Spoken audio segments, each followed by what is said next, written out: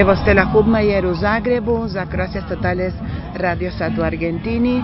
Mi smo tu sa jednim braniteljom, molim vas da se predstavite. Evo, da, u pravu ste, ja sam branitelj, zovem se Mirko Ljubičić, pukovnik sam Hrvatske vojske, 2 puta sam ranjen u ratu, imam prostor pluća, 4 dana kome, magistrirao sam političke znanosti na Zagrebačkom sveučilištu, danas sam domaćin ove predstave koja se zove Dan branitelja grada Zagreba, jer se nalazim na čelu HVIDRE grada Zagreba, koja broji ukupno oko 7000 članova.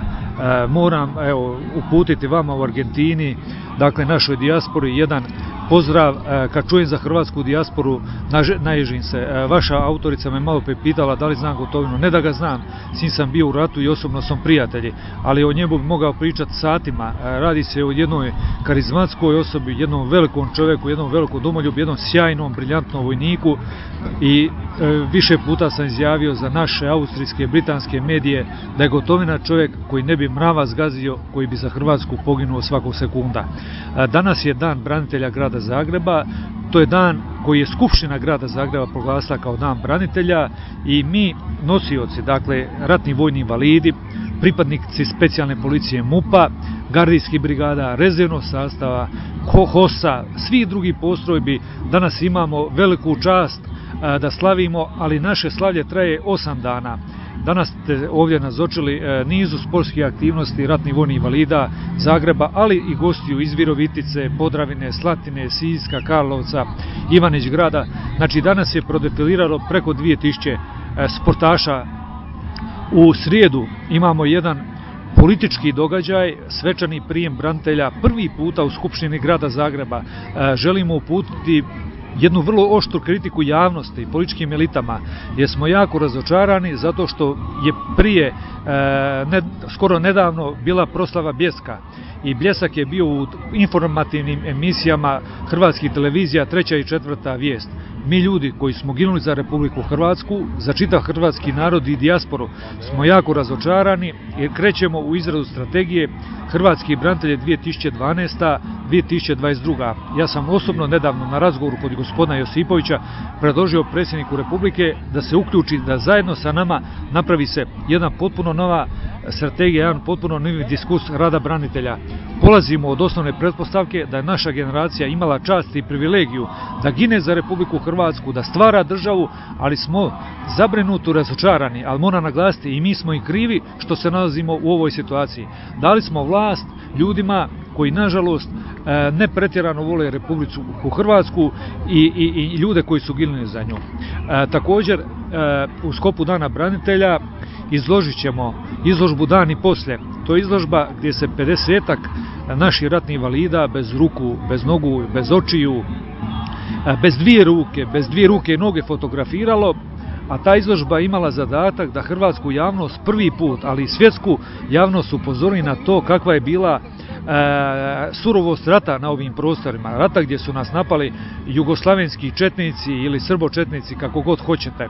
Mi smo naravno izišli kao pobjednici i velike su žrtve pale iza nas. Ponavljam, meni kao pukovnik Hrvatske vojske je bila izuzetna čast da pripadne jednoj povijesnoj generaciji, iako sam 4 dana kome imao iza sebe, imam prostor pluća, ali sam ponosan na sebe i svoje kolege od Gotovine do zadnjeg vojnika što smo stvarali u državu. Međutim, danas mnogi od nas su uspjeli, mnogi od nas se bave znanstvenim radom, jedan veliki dio u mirovini i na ovo vaše pitanje na kom se mjestu nalaze sad hrvatski branitelji. Nismo prezadovoljni, ali smo i krivi i moramo zapravo svi zajedno napraviti jedan rezime ovih 20 godina, jer ako je normalno da u Sjedinjenim Američkim Državama predsjednik bude branitelj, a njihova 2 predsjednika su invalidi Domovinskog rata, to je George Bush stariji i John Kennedy, a da napomenem Henry Ford, Richard Nixon, Lyndon Johnson, Ronald Kennedy, spomenuo sam Kennedyja, zatim Ronald Reagan, tu su sve časnici američke vojske, ljudi koji su učestvovali u Drugom svjetskom ratu. Znači 9 američkih predsjednika.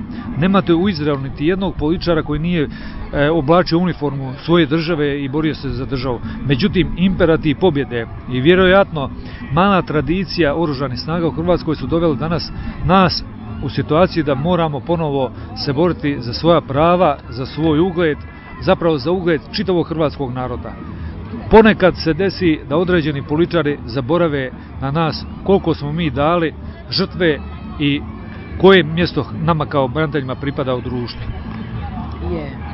I vi što mislite kakva će biti situacija od generala Gotovine sada u Hagu? Ante Gotovina je karizmatska osoba, ponavljam, prvo ime Domovinskog rata.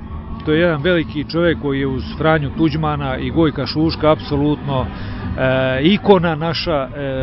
Ja ga poznam kao čovjeka, kao prijatelja i to je čovjek na koga sam ja ponosan. Biću duboko razočaran, nesretan ako ne bude oslobođen. Ja se nadam da će Ante Gotovina biti oslobođen, međutim bojim se da će prsti politike učiniti sve da Ante Gotovina ne bude oslobođen. Ante Gotovina nije počinio ni z od zločina. Ante Gotovina je častan domoljub, ponavljam, možda najsposobniji hrvatski vojnik u povijesti hrvatskog naroda. I bilo bi moguće ovu izložbu slika dovesti u Argentinu? Evo, ako postoji volja hrvatske dijaspore u Argentini, to je spektakularna izložba koju je napravio vodeći hrvatski fotograf Damir Hojka, čovjek evropskog formata. Ta izložba pokazuje zapravo surovost Domovinskog rata. Ona je jedinstvena u svjetskim razmjerima. Mi bi bili sretni da možemo doći dolje dijaspori pokazati tu izložbu ili vi organizirate tu izložbu dolje. Mi ćemo vam je ustupiti na mjesec, 2 dana koliko treba. Dobro. Ne znam što da vam kažem, jedino mogu vam kazati da Hrvati u Argentini su uz branitelje, mi uvijek se molimo i smo vam tako zahvalni da ste dobili ovu Hrvatsku slobodnu, isto kao što su moji roditelji, naši djedovi i roditelji se borili za to, zato mi uvijek vas pratimo, uvijek se za vas molimo i želimo vam najbolje i da tu bude sve dobro. Evo, u ime ratnih vojnih invalida Zagreba, specijalne policije Zagreba i okolice, generala Josipa Klema, gardijskih brigada ovdje, svih branitelja danas ovdje, upućujemo vama, našoj dragoj hrvatskoj dijaspori, riječi velikog pozdrava iz domovine Hrvatske, iz Zagreba. Znamo da više volite od nas Hrvatsku, znamo da ste živjeli za Hrvatsku, da ste željeli ovakvu Hrvatsku i doista smo ponosni na vas, naše drage Hrvate iz dijaspore. Još jednom hvala vam lijepa, vama gospođo, što ste došli ovdje danas, izuzetna nam je čast da ste danas ovdje sa nama. Puno hvala, čast je moja, puno vam hvala.